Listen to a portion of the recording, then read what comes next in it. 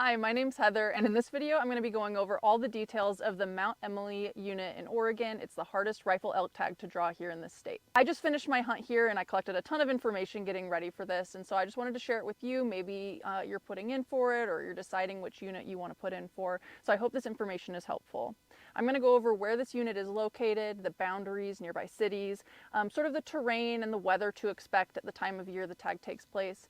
And then I'm going to go into some of the statistics like how many points it takes to draw and what harvest rates were like, what people were getting, and I'll put timestamps below, so if any of those are what's relevant to you, just feel free to jump around. The Mount Emily unit, Unit 54, is located in Northeast Oregon, and it has a few major cities around it. Pendleton to the west, La Grande to the east. The unit looks over the Grand Ronde Valley, and it's just beautiful. And then you've got the smaller town of Elgin nearby as well. The unit itself is about 400,000 acres, and it's mixed of public and private land.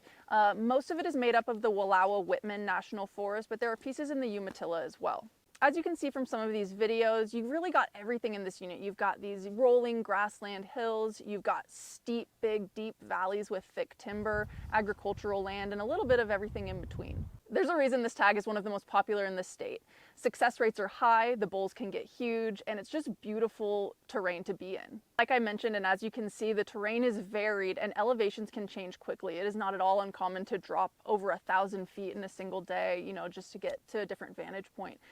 So you need to be prepared for all types of weather because the elevation you're at makes a significant difference. I looked at the weather patterns for the past 10 years and gathered the averages. And of course this varies year to year. So this is just sort of a baseline, and you're going to want to watch the weather closely on the year you draw your hunt. Average daytime temperatures are right around close to 50, 48 degrees was the average, and then nighttime temperatures just below freezing at 31 or 32 degrees. The average precipitation for the first 2 weeks of November, which is typically when this hunt occurs, is less than an inch of precipitation average. However, average precipitation can vary widely from year to year. This year we got some snow, but as you can see, it cleared way up and now we're sitting at like 50 degrees. So you want to watch the precipitation really carefully. Probably the most significant and consistent weather factor for us was wind, and it can get going really fast this time of year. Just being up so high and with all these valleys and saddles, you need to be prepared for high winds. One thing you really want to pay attention to is the snow level. So we scouted a couple times earlier in the season, but then on the opener, it had snowed 2 inches. And so areas that we had scouted earlier in the season were inaccessible to a lot of people. Luckily, we were just camping in a canvas tent, and so we were able to kind of get up top past the snow line and kind of had the place to ourselves because the trailers were all kind of limited and had to stay lower until the snow melted. So if you're planning on camping in a trailer, you really want to pay attention to the snow line and be aware that some of these roads can get significantly snowy and icy, and that might impact where you're able to park. Next, I'm going to talk about the odds of drawing this tag, and all of my information I've pulled from OregonTags.com. This is an incredible resource, and I'll link it in the description. It is unaffiliated with ODFW. It's just a private party that builds this report, and it is very, very accurate and very reliable. There are, of course, discrepancies. Typically, those discrepancies happen when there's a significant change. For example, if a unit boundary changes, or if something significant happens in a unit like a fire or something that might inflate other units. So this is a really good baseline to kind of get an idea of where you're at with points, what units take, and just keeping in mind that it's unaffiliated with ODFW and it is so unofficial, but a really good resource. For this unit, the way it's broken down is 75% of the tags go to people with points, 25% of the tags go to luck of the draw or the pool. That's how I got my tag. I only had 3 points, which according to Oregon Tags, I had a 0.19% chance of drawing. So I was just so lucky to get this tag. This year, 2025, there were 57 tags, 42 of those went to points and 15 went to luck of the draw. Non-resident points are going to be different. I'm just going to focus on resident tags. And for the past 5 years or so, the point creep has been about a point a year. In 2024, you had a 100% chance of drawing with 22 points. 2025 was predicted you needed 23 points to draw, and it's likely that it'll go up a point for next year. Final thing I'm going to go over is the success rates for the unit. And so I'm going to go over how many tags there were every year for the past 6 years, what the success rate was, and then the breakdown of what people harvested over those 6 years, and then I'm going to do the averages at the end. I'm going to read these off because it's kind of hard to keep straight. But keep in mind that when I say 6 point and above, that's on one side. So something could be a 4 point on one side, but if it's a 6 point on the other, that counts as a 6 point, and the data doesn't go above 6 points. So these could be 7 points or 6 point and above That's what that refers to. I'll start with 2019.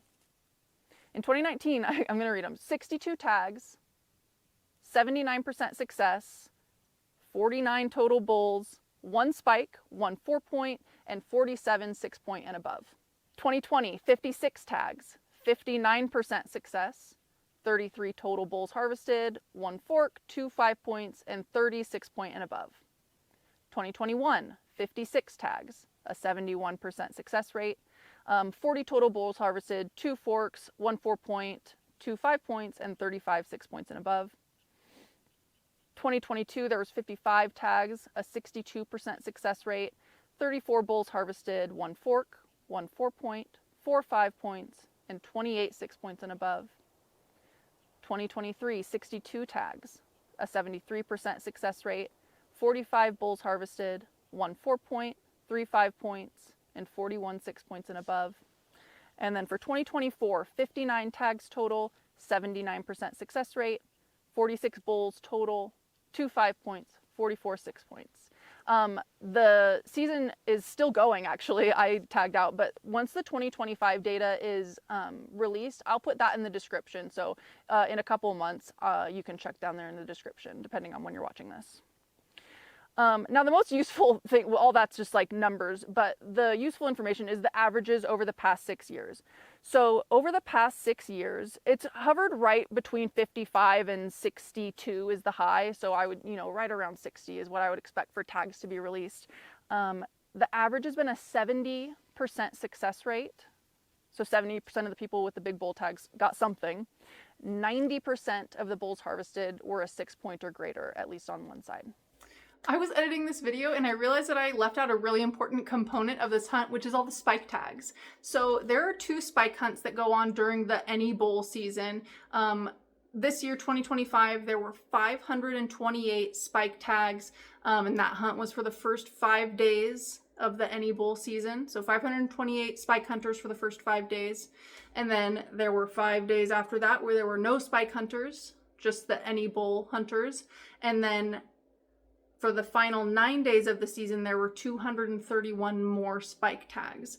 So spike hunters at the beginning, a big group of them, and then a smaller group at the end with a 5-day window in between with no spike hunt going on. What I experienced this year is that the spike hunters didn't impact, they didn't feel like hunting pressure on the bulls that I was looking at. And really, I didn't see any spikes at the elevations that I was at. I would assume that most of the spikes are down at lower elevations, probably with the herds, the bigger bulls have kind of separated off. So the spikes are able to get back with the cows and spend time with the herd. That's where I'd expect they were. We didn't see any. The only thing I will say is that when the spike hunters are there, obviously there's way more people. And so campsites, it gets a little bit more competitive, especially if you're in a big group. So if you need a big campsite for a big group, you might consider when those spike tags occur during your season.